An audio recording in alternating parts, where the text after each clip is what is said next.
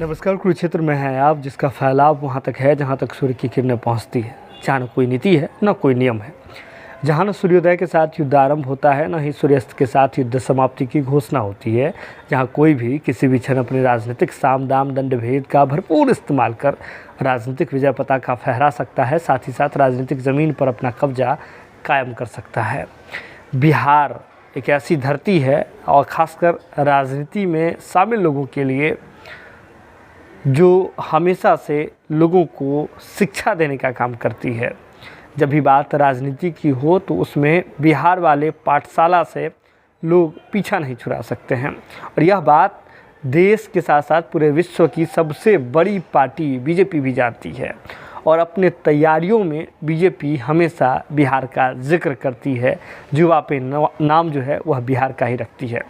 अब देखिए ना, 2024 में लोकसभा का जो है चुनाव होना है। उस लोकसभा चुनाव में अभी समय काफ़ी बाकी है, लेकिन तैयारी अभी हर तरफ से तेज़ है।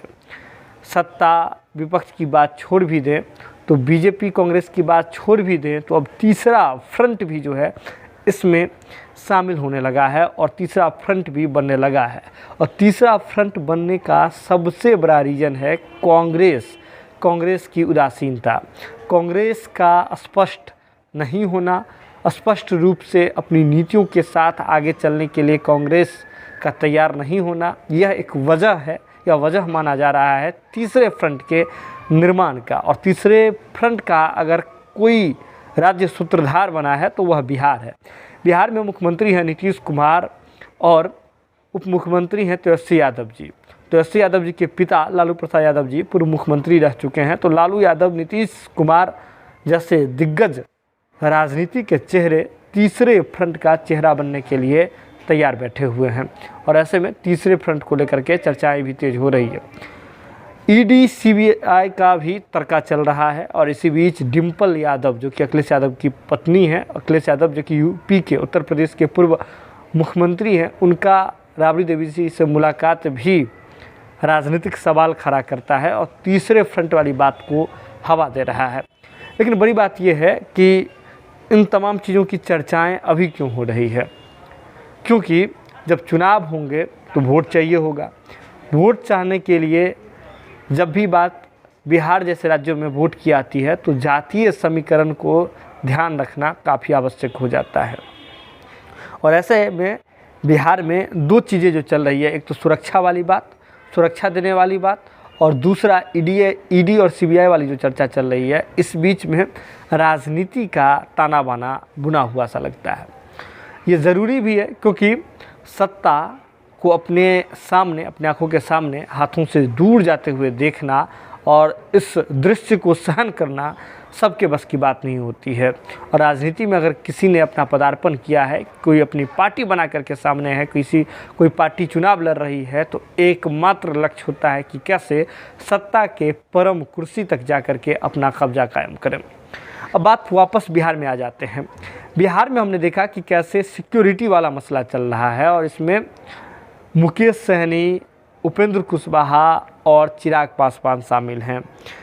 बीजेपी और केंद्रीय नेतृत्व यह कह रही है, केंद्र सरकार यह कह रही है कि वे रिपोर्ट, जो खुफिया रिपोर्ट्स हैं, आईबी का रिपोर्ट है, उसके बाद ही किसी को सिक्योरिटी मुहैया करा रहे हैं। लेकिन जिन लोगों को सिक्योरिटी मिल रहा है, इसके बाद बिहार में राजनीति ना हो, यह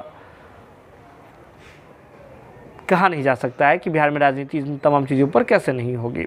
अब समझिए ना, चिराग पासवान जी नीतीश कुमार जी के प्रबल विरोधी रहे हैं तो उन्हें जेड सिक्योरिटी मिलता है। मुकेश सहनी जी बीजेपी के साथ तो नहीं है लेकिन महागठबंधन में भी शामिल नहीं हुए, तो मुकेश सहनी जी को मिला है। बीजेपी रिझाने की कोशिश कर रही है सहनी मल्ला वाले वोट को, ऐसा आरोप है सबका। इसके बाद उपेंद्र कुशवाहा की बात करें तो कुशवाहा बेहद अहम फैक्टर हैं। अब आप ये सोच रहे होंगे कि उपेंद्र कुशवाहा जी के पास ना अभी वर्तमान में ना कोई जनाधार है, ना कोई पार्टी का, उनके पार्टी का कोई अस्तित्व है, लोगों का एक बड़ा जनसैलाब है, तो क्यों आखिर उपेंद्र कुशवाहा पर रिस्क लेना चाहेगी बीजेपी? आपके मन में ये सवाल उठ रहा होगा। मन ही है तो सवाल ज़रूर उठाएगी। तो इसका भी जवाब है, बीजेपी कुछ भी ऐसे नहीं कर रही है। समझिए, बीजेपी बिहार में पिछड़ा अति पिछड़ा के वोट बैंक में सिंधमारी करना चाह रही है और ऐसे में बीजेपी यह भी मान रही है कि यादव जाति को आरजेडी से तोड़ना उनके बस की बात नहीं है। कोशिश कर चुकी है बीजेपी, फिलहाल बीजेपी को दूर दूर तक नज़र नहीं आ रहा है। तो लेकिन यादव के पास जो महागठबंधन में जातीय समीकरण में अगर वोट बैंक की बात करें, महागठबंधन पूरे महागठबंधन की वोट बैंक की बात कर लेते हैं, तो उसमें MY समीकरण, एक यादव, दूसरा मुस्लिम, उसके बाद कुशवाहा, ऐसे तमाम चीज़ें। तो पिछड़ा अति पिछड़ा की जो बात आती है तो उसमें यादव के बाद किसी जाति की अगर जनसंख्या या वोट बैंक महागठबंधन के पास सबसे अधिक है तो वह है कुशवाहा जाति का। कुशवाहा जाति को अपने पाले में करने के लिए बीजेपी कोई कमी कसर छोड़ना नहीं चाहती है। अब आप ये सोच रहे हैं कि कुशवाहा में तो और दिग्गज नेता हैं, बीजेपी के पास ही सम्राट चौधरी हैं, इसके बाद और भी लोग हैं जो कुशवाहा जाति से आते हैं, तो बीजेपी उपेंद्र कुशवाहा पर क्यों नोट खेल रही है? तो इसका भी जवाब है। गणित देख लीजिए, इतिहास देख लीजिए, अगर सीट निकालिएगा, वोट बैंक वाला सीट निकालिएगा तो 2019 को याद कीजिए। 2019 में जब लोकसभा चुनाव हो रहा था उस समय तत्कालीन जो उपेंद्र कुशवाहा जी की पार्टी थी, हम बात कर रहे हैं RLSP की, तो RLSP जो है उस समय जो चुनाव लड़ी थी, 4 सीटों पर चुनाव लड़ी थी 2019 में लोकसभा का चुनाव, जीत करके तो नहीं आ पाई, लेकिन वोट जो उन्हें प्राप्त हुए, RLSP पार्टी को जो वोट प्राप्त हुए वह काफ़ी अधिक है। अगर देखें तो उपेंद्र कुशवाहा जी की पार्टी RLSP के जो प्रत्याशियों को जो मत मिला था, तो कुल मत जो है 3.58% जो है कुल मत प्राप्त हुआ था, जो कि करीब 16 लाख का आंकड़ा है। यानी कि 16 लाख वोट, 3.58% वोट जो है उपेंद्र कुशवाहा जी की पार्टी को मिला था लोकसभा चुनाव के दौरान। ये बड़ी बात है। तो बीजेपी समझ रही है कि उपेंद्र कुशवाहा जी भले ही सीट को उस समय लेकर के आ पाए थे, लेकिन जनाधार उन्हें मिला था, उनके साथ जनता है, तभी तो 3.58% यानी कि करीब 16 लाख वोट जो है उपेंद्र कुशवाहा लेकर के आए थे। तो इन बातों को बीजेपी आधार बना रही है। इसके ठीक 1 साल बाद जो बिहार में विधानसभा के चुनाव हुए थे 2020 में, उस समय भी उनकी पार्टी यानी कि उपेंद्र कुशवाहा जी की पार्टी चुनाव लड़ी थी और चुनाव लड़ने के बाद जो है वहाँ सीट तो नहीं ला पाई थी 2020 के विधानसभा चुनाव के दौरान भी, लेकिन 1.73% जो है वह वोट लेकर के आई थी, जो कि करीब 7,44,000 वोट होता है। यानी कि विधानसभा के चुनाव में भी उपेंद्र कुशवाहा जी की पार्टी 7 लाख से अधिक, 7,44,000 यानी कि करीब 7.5 लाख वोट लेकर के आई थी। तो 2019 वाला आंकड़ा और 2020 वाले आंकड़ा को देखते हुए बीजेपी उपेंद्र कुशवाहा पर दांव लगा रही है और चाह रही है कि महागठबंधन में जो यादव के बाद सबसे बड़ी जाति का जो एक मुश्त करीब 8% का जो वोट है कुशवाहा जाति का, उसे कैसे अपने पाले में किया जाए।